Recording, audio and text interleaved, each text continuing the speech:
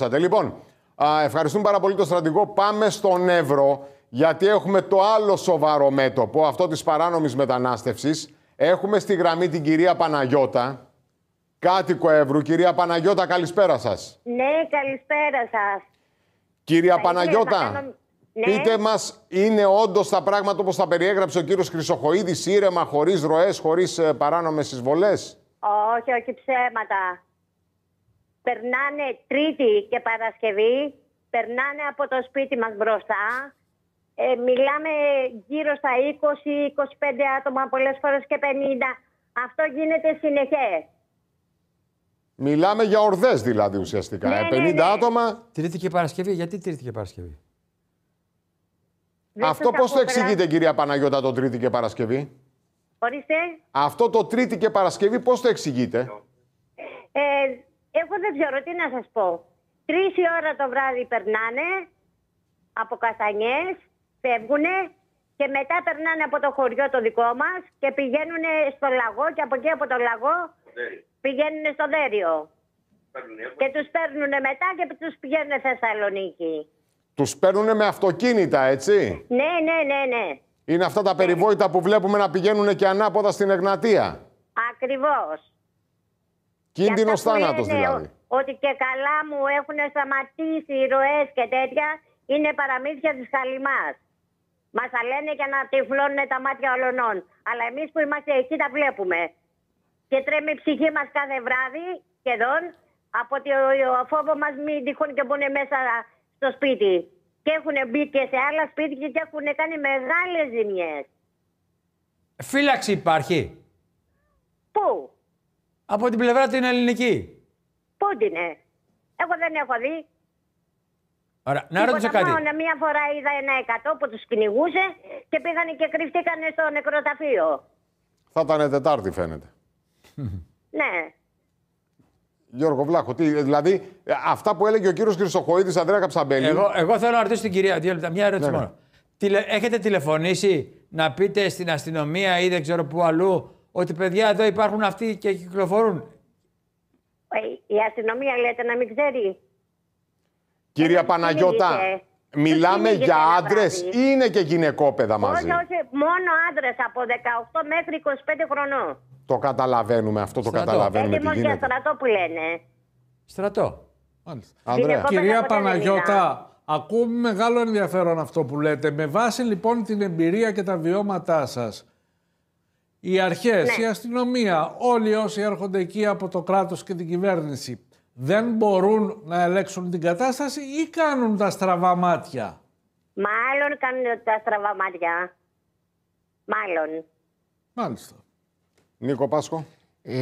Θέλω να σας ρωτήσω, αυτοί που τους παραλαμβάνουν από εκεί που μας είπατε, εκεί υπάρχει εμπλοκή, είναι μόνο οι δουλέμποροι οι γνωστοί δουλέμποροι από την Τουρκία και από τις άλλες περιοχές, ή είναι και δικοί μας? κάθε εβδομάδα. Ορίστε.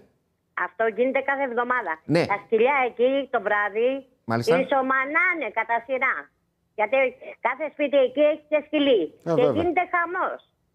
Ποιοι είναι αυτοί που τους παραλαμβάνουν, τους έχετε δει, είναι Έλληνες, είναι ξένοι, ποιοι είναι αυτοί? Δεν ξέρω γιατί είναι με αυτοκίνητα. Μάλιστα. Οπότε και είναι κάθε Πού να φορά ξέρω διαφορετική εγώ. προφανώς, έτσι, Τολμάω διαφορετικά να πω απ' έξω. αυτοκίνητα. Από μέσα τους βλέπω κρυφά. Δηλαδή, με συγχωρείτε, για να καταλάβω. Αυτοί που μπαίνουν από την Τουρκία κατευθύνονται σε ένα σημείο όπου τους περιμένουν αυτοκίνητα? Βέβαια. Ωραία.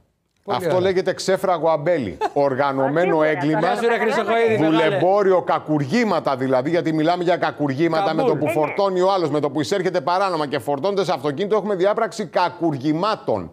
Όχι αυτό παρατυπίες. Δίνουν ραντεβού, Ανδρέα μου. Άκουσες τι είπε η κυρία? Δίνουν ραντεβού.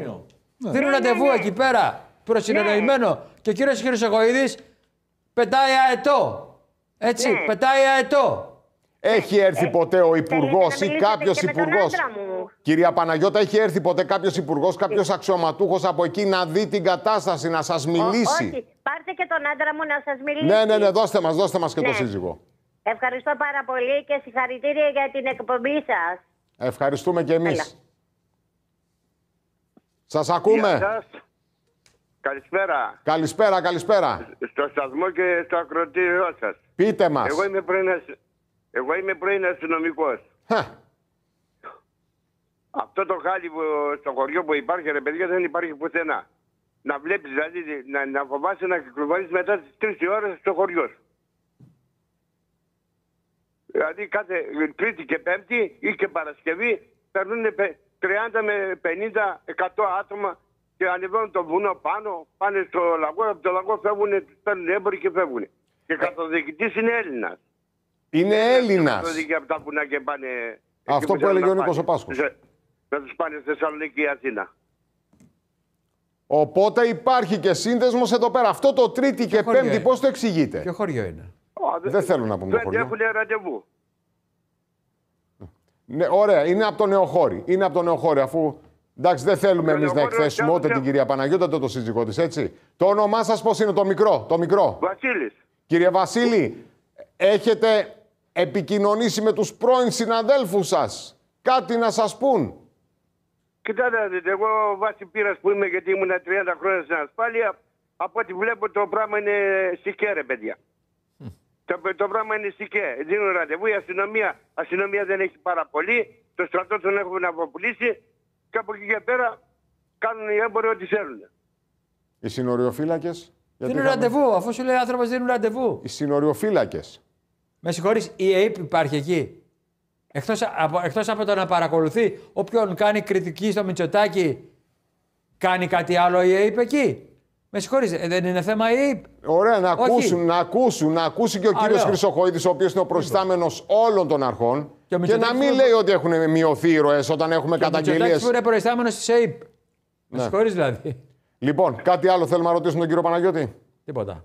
Κύριε Παναγιώτη, κύριε Βασίλη, κυρία Παναγιώτα, καλή δύναμη. Είμαστε εδώ πάντα και ελπίζουμε να διορθωθούν τα πράγματα τώρα που παίρνει δημοσιότητα το θέμα. Ιδάλλως θα επανέλθουμε.